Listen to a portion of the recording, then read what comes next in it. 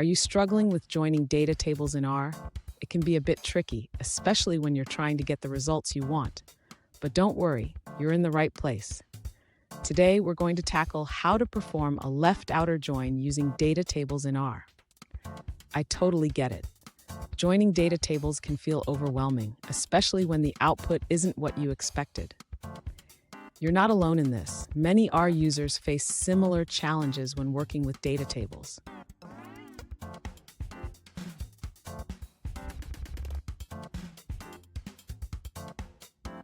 Let's dive into the specific question at hand.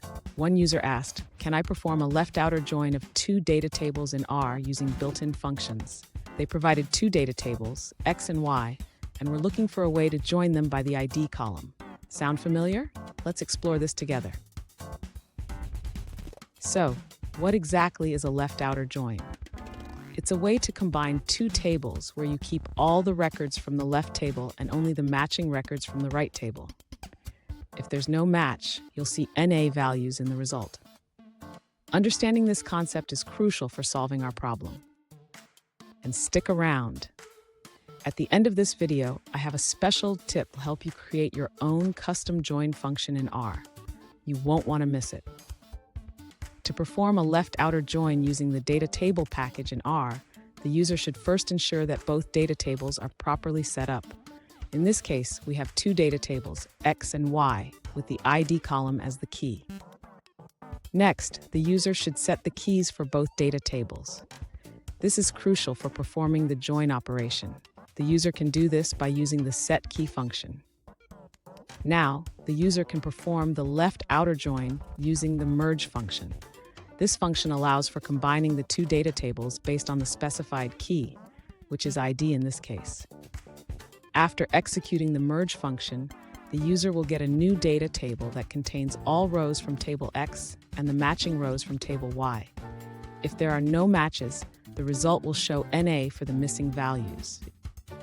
If the user prefers to create a custom function for the left outer join, they can define a function called left outer join. This function will encapsulate the merging logic for reuse.